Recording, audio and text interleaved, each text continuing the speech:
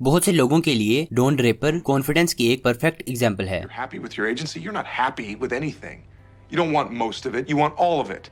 And I won't stop until you get all of it. काफी लोगों को इस बात का अंदाजा नहीं है कि कॉन्फिडेंस की दो टाइप्स होती हैं। एक एक्सटर्नल कॉन्फिडेंस है जो आप दिखाते हो कोई इंटरव्यू देते हुए या अमूमन किसी को अपनी बातों से बहकाने के लिए, लेकिन यहाँ इंटरनल कॉन्फिडेंस भी हम फील करते हैं कि किसी भी दी गई सिचुएशन में हम कितने कंफर्टेबल हैं। तो इस वीडियो में हम देखेंगे कि डॉन हमें इन दोनों कॉन्फिडेंस के बारे में क्या सिखा सकता है। अगर इन दोनों लेवल्स को मास्टर कर लेते हो तो आप इजीली किसी भी नर्वस सिचुएशन में कम्प्लीटली कॉन्फिडेंट हो सकते हो। सबसे बेसिक लेवल पर देखेंगे डॉन खुद को कैसे हर जगह ले जाता है। ये तो जाहिर है कि वो गुड लुकिंग आदमी है और हमेशा वेल ड्रेस्ड रहता है, मगर उसकी रिलैक्स्ड बॉडी लैंग्वेज सबसे इंटरेस्टिंग चीज है। वो हमेशा अपनी बॉडी को ओपन यानी फैला कर रखता है और उस डायरेक्शन में बैठेगा जिसमें वो ज्यादा कंफर्टेबल फील करे। ज्यादातर माहौल में डॉन आजादी से घूमता है। इस लेवल का कंफर्ट इशारा करता है कि जैसे वो वहाँ का मालिक हो। वो जहाँ कहीं भी हो हर जगह वो बॉस की तरह एक्ट करता है। अभी से आपको ऐसा करने की जरूरत नहीं है, मगर कम से कम जब आप खड़े हो तो अपने दोनों पाँव और कंधों को खुला रखो और बाजू को साथ वाली चेयर पर इस तरह से रखो कि वो किसी और को वहाँ बैठने से नहीं रोके।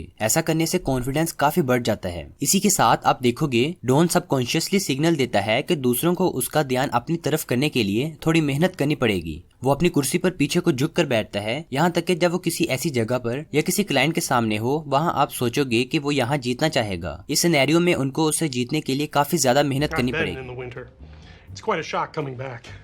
Well put, but that could be any vacation. This was very, very different. Don कुछ इसी तरह का असर अपनी आई कॉन्टेक्ट्स पर भी बनाता है। बहुत सी बातचीत के शुरू में ही वो सामने वाले से बहुत कम नजरें मिलाता है, जिसे कभी कभी लगता है जैसे वो बात में इंटरेस्टेड नहीं है। You're going to ply me with drinks and convince me what a terrible mistake I'm making. That is quite a drink. अगर आप उसके सामने बैठे हो तो आप भी उसकी तवज्जो हासिल करना चाहोगे। जब कोई और शख्स ऐसा करे तो डॉन प्रॉपर फोकस के साथ उसे आई कांटेक्ट बनाए रखता है। याद रहे कि वो ऐसा किसी खास मौका पर या अपनी कोई बात मनवाने के लिए करेगा।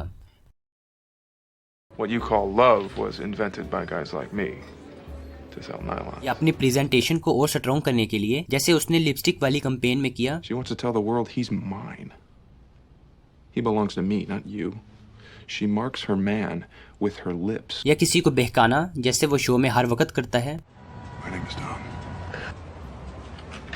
सबसे बड़ी चीज जो हम अपनी लाइफ में इम्प्लीमेंट कर सकते हैं वो ये है कि डॉन का बहुत कम नजरें मिलाना। इसलिए नहीं कि आप लोगों को इग्नोर करके कूल साउंड करो, बल्कि इसलिए कि जब आप कोई इंपॉर्टेंट बात करो और आप चाहो कि बाकी उस पर ध्यान दें, तब उनके साथ अच्छे से आंखें मिलाओ। ऐसे वो आपकी बात सुनने में इंटरेस्टेड रहेंगे। तब आप जो भी इंपॉर्टेंट बात शेयर करोगे उसमें वो अपना यकीन भी जाहिर करेंगे। अभी तक हमने जो भी बात की उसे आप काफी इजीली सीख सकते हो। बॉडी लैंग्वेज का ऐसा हिस्सा जिसे मास्टर करना काफी मुश्किल है। अगर आप डॉन की बॉडी लैंग्वेज पर ध्यान दो तो आप नोटिस करोगे कि वो बहुत कम मूवमेंट करता है, जो कि हमें कॉन्फिडेंस के नेक्स्ट लेवल तक ले जाता है। और वो नॉन रिएक्टिविटी है, यानी आपका रिएक्ट ना करना। इस टॉपिक को भी इन डिटेल कवर करते हुए मैं जल्द ही जेम्स बॉन्ड की एक अमेजिंग वीडियो अपलोड करूंगा, क्योंकि जब हम बहुत ज्यादा स्ट्रेस में होते हैं तब हम अपने इमोशंस पर कंट्रोल नहीं रख पाते, और अगर आप इसे अच्छे से नहीं सीखते तो आप अपनी ही गलतियों पर ओवर रिएक्ट करते रहोगे, जिससे चीजें और भी ज्यादा खराब होती जाएंगी। और दूसरी तरफ जब आप रिएक्ट नहीं करोगे, इसे जाहिर होगा कि आप पर उसका कोई दबाव नहीं पड़ रहा। ऐसा करना आपको और भी ज्यादा पावरफुल कर देगा। फॉर एग्जाम्पल देखिएगा, जब दो आदमियों ने रोम में उसकी वाइफ को परेशान किया तो डॉन ने कितने सुकून से अपना रोल प्ले किया, जैसे वो उसको जानता ही ना हो।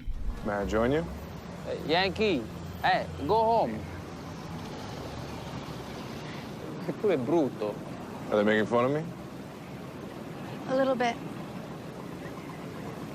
I'm only in Rome for one night.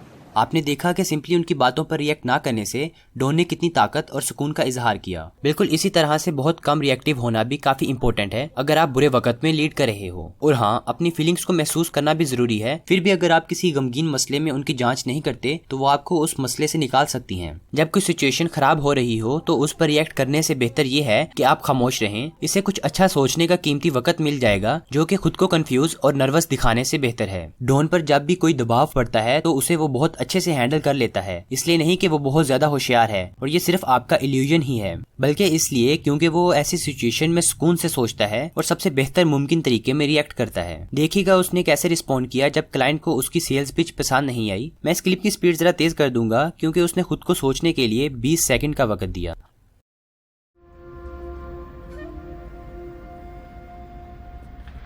Gentlemen, before you leave, can I just say something? आमतौर पर हम दूसरे लोगों की निस्बत खुद से भी उनसे जल्दी रिस्पॉन्ड करने की मांग करते हैं। जवाब देने के लिए लोग हमें सिर्फ 30% का वक्त देते हैं और यही वजह है कि हम में से कई लोगों को पब्लिक स्पीच के दौरान रुकना मुश्किल लगता है, ये जानते हुए भी कि ये एक बहुत पावरफुल टूल है। तो जब कभी भी आप किसी स्ट्रेसफुल सिचुएशन में हो और लगे कि अभी कुछ करना चाहिए तो रुक जाइए। आप जो भी फैसला लेने लगो तो उससे पहले एक गहरी सांस लो और आहिस्ता काम करो। अगर ऐसा नहीं करते तो आप काफी परेशान या आउट ऑफ कंट्रोल नजर आओगे। कॉन्फिडेंस की नेक्स्ट डीपर लेयर की बात करें तो वो ये है कि दूसरों को मनाने यानी कन्विंस करने की कोशिश नहीं करना। ये शायद ज़रा अजीब लगे क्योंकि जब आप डॉन ड्रेपर का सोचोगे तो आपके माइंड में एक सेल्समैन की इमेज आती है जिसका काम ही लोगों को अपनी बातों में लाना होता है और इसे हम परसुएशन भी कह सकते हैं। तो देखा जाए तो परसुएशन में और किसी को अपनी बात पर कन्विंस करवाने में काफ़ी फ़र्क है। मज़े की बात यह है कि डॉन अपने क्लाइंट के साथ एक ही टॉपिक पर ज़्यादा बहस नहीं करता, बल्कि वो बातचीत में खुद को भी उतनी ही वैल्यू देता है जितनी वो सामने वाले को। Call it a day. Gentlemen, thank you for your time. Is that all? You're a non-believer. Why should we waste time on Kabuki? Sit down. No. Not until I know I'm not wasting my time. अब ये एक effective तरीका है क्योंकि किसी से बातचीत करने से पहले ही हमें ये पता चल जाए कि उसे हमारी कितनी जरूरत है। बेशक हमें भी वो लोग ज्यादा पसंद आते हैं जो हम में या हमारी बात में इंटरेस्टेड हों, मगर बहुत ज्यादा इंटरेस्टेड होना भी सही नहीं है। अगर आप किसी के साथ डेट पर या किसी क्लाइंट के साथ हो तो एक दूसरे से अपने इंटरेस्ट शेयर कर लो और अगर फिर मुनासिब न लगे तो आप वापस चले जाओ। समझने वाली बात ये है कि अगर आप वहाँ से जज्बाती होकर वापस आते हो तो ये बहादुरी की इलामत नहीं है, इससे आपका बहुत बुरा असर पड़ेगा। इसी तरह डॉन को भी इस बात का बुरा लगता है जब लोगों को उसके इश्तेहारात पसंद नहीं Enjoyed आते। looking in the window. Give me a minute. Out. Get out. Done. Excuse me? Get your things and get out of my office now. आप किसी के साथ डेट पर या किसी क्लाइंट के साथ हो तो ज्यादातर लोगों की तरह बात खत्म करने के लिए शायद आप भी यही कहो कि हम एक दूसरे के लिए ठीक नहीं हैं, जबकि ऐसा बिल्कुल मत कहो। सामने वाले को उसकी गलती का एहसास दिलाओ कि वो कितनी बड़ी अपॉर्चुनिटी को मिस आउट कर रहा है। यही बात हमें कॉन्फिडेंस की डीपेस्ट लेयर तक ले जाती है और वो ये है कि इस बात पर यकीन करना कि जो कुछ भी हो जाए मैं उसमें ठीक होऊंगा। जब ये कॉन्फिडेंस आप में होगा तो आपको सब कुछ ठीक लगेगा, मगर आप कैसे इस यकीन को डेवलप करोगे जो आप किसी भी सिचुएशन में महसूस कर सको। किसी भी यकीन को अपनाने का सबसे बेहतर तरीका होता है कि उसके साथ जिया जाए ताकि आप खुद को दिखा सको कि आप ठीक होगे वो चीजें करके भी जो अभी ठीक नहीं लगती। आपको किसी बिल्डिंग से छलांग नहीं लगानी, इससे मेरा मतलब रोजमर्रा की जिंदगी है। फाइनल सीजन्स में डॉन ने भी कुछ ऐसा ही किया था। अभी आपको मैडमैन सीजन का ओवरव्यू समझाने के लिए मैं कुछ क्लिप्स प्ले करूंगा। उनके लिए जो नहीं जानते थे कि डॉन का असली नाम डिक वाइटमैन है। उसने कोरियन वार में अपने लेफ्टिनेंट की पहचान को चोरी किया था ताकि वो अपनी पुरानी जिंदगी और उस जंग से बाहर निकल सके, और तब से वो उसी नाम और पहचान के साथ एक अच्छे सलूक और कॉन्फिडेंस से रहता रहा। मगर जब वो अकेला होता तो उसे उसकी फैमिली और कभी कभी उसका करियर और जज्बात गिरते हुए नजर आते। मगर उसने मैडमैन के लास्ट सीजन्स में पर्सनली काफी बड़ी कीमत अदा करते हुए सच बता ही दिया। सबसे पहले उसने अपने क्लाइंट हार्शे को अपना यतीम बचपन गुजारने का सच बताया, जिसे वो अपना अकाउंट खो देता है और फिर खुद वहां से निकल जाता है। I was an orphan. I grew up in Pennsylvania in a whorehouse. Do you want to advertise that? If I had my way, you would never advertise. बाद में उसने कैलिफोर्निया में पीछे हटने के दौरान अपनी इखलाकी नाकामियों का इतराफ पैगी से किया। Broke all my vows. Scandalized my child. Took another man's name. और आखिरकार जब उसने सबको अपना सच बता दिया तो उसके पास हिम्मत थी कि वो अपने जज्बात दिखा सके, जिसकी वजह से उसने अपनी पुरानी जिंदगी छोड़ी थी। और उसने ऐसा किया भी जब रिट्रीट मीटिंग में एक आदमी ने कबूल किया कि उसे कोई प्यार नहीं करता। I had a dream. I was on a shelf in the refrigerator. Someone closes the door and the light goes off. And I know everybody's out there eating. And then they open the door and you see them smiling and they're happy to see you.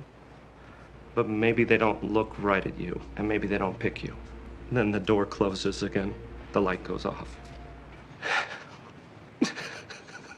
Don वहां बैठा पैगी से हुई बातचीत को लेकर काफी confuse था, मगर जब उसने इस आदमी की बात सुनी तो वो उसका दर्द अच्छे से समझ गया। बेशक वो एक कामयाब बिजनेस बना चुका था और काफी खूबसूरत औरतों के साथ रिलेशन में भी रहा था, पर फिर भी वो प्यार की कमी को महसूस करता था, और जब उसने वही अधूरी फीलिंग्स किसी और में देखी तो वो उसके दर्द को समझ सकता था।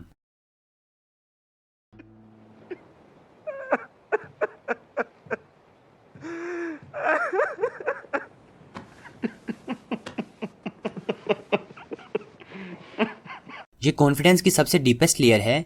ये हमेशा अच्छा दिखने या अच्छा कहने की बात नहीं है और ना ही हमेशा लोगों से खुद के बारे में अच्छी बात सुनने के बारे में है। ये है कि आप अपनी जिंदगी कम से कम समाजी तौर पर ऐसे गुजारो कि जो मर्जी हो जाए आप ठीक होगे। मेरा मतलब है कि आप सच बताओगे, बेशक आप अपना क्लाइंट खो दो। आप सच बताओगे, बेशक उससे आपको कमजोर महसूस हो, क्योंकि जब आप सच्चाई में जी रहे होते हो इस यकीन के साथ कि सब ठीक हो जाएगा, तो आप ज्यादा देर तक कमजोर महसूस नहीं करोगे। हाँ, आप ऐसा महसूस करना छोड़ दोगे कि आपको हमेशा सही बात कहने की जरूरत है, और आप ये फिक्र करना भी छोड़ दोगे कि आपको कोई रिजेक्ट ना कर दे, क्योंकि आप जानते हो आप खुद को रिजेक्ट नहीं करोगे। जब आप ये अपने डीप इंटरनल कॉन्फिडेंस को एक्सटर्नल कॉन्फिडेंस के साथ जोड़ दोगे तो आपकी हर बातचीत बहुत आसान और मज़ेदार हो जाएगी, और शायद आप उन सिचुएशंस में से भी खुद को बाहर निकालो जिनकी वजह से आप पहले स्ट्रेस में थे। और अगर आप इंटरेस्टेड हैं फास्टेस्ट वेज जो कि मैं जानता हूं उनमें अपने दोनों कॉन्फिडेंस लेवल को मास्टर करने के लिए, उसके लिए हमने एक वीडियो प्रोग्राम बनाया है जो कि इंग्लिश के अलावा हिंदी में भी जल्द ही अवेलेबल होगा। ये कोर्स आपको जल्दी सीखने में काफी हेल्प करेगा जहां आप अपनी लाइफ में किसी भी सिचुएशन में कमजोर महसूस करते हो। तो ये सब सीखने के लिए आप हमारा प्रोग्राम ज्वाइन कर सकते हैं जो कि क्रिज्मा यूनिवर्सिटी है। ये एक 6 हफ्तों का प्रोग्राम है और यहाँ आपको रोजाना step by step action guide किया जाएगा, जिससे ये कॉन्फिडेंस आपकी बेसिक नेचर में शामिल हो जाएगा। आप सिंपली रोजाना गाइड को फॉलो करेंगे और आपको अच्छे रिजल्ट्स मिलेंगे। तो अगर आप अपने कॉन्फिडेंस और क्रिज्मा को बहुत तेजी और इफेक्टिव वे में ग्रो करना चाहते हो तो आप डिस्क्रिप्शन में दिए गए लिंक पर क्लिक करके कोर्स की डिटेल्स चेक कर सकते हो। हमारे पास पूरी दुनिया से हजारों मेंबर्स हैं जिन्होंने इस कोर्स को ज्वाइन किया और काफी फायदा भी हासिल किया। तो मुझे उम्मीद है आप इस कोर्स को ज्वाइन करेंगे अगर आप अपनी लाइफ के इस एरिया में इंप्रूव करना चाहते हो। आई होप कि आपको ये वीडियो अच्छी लगी होगी। तो मिलते हैं अगली वीडियो में, तब तक के लिए अपना ख्याल रखिए।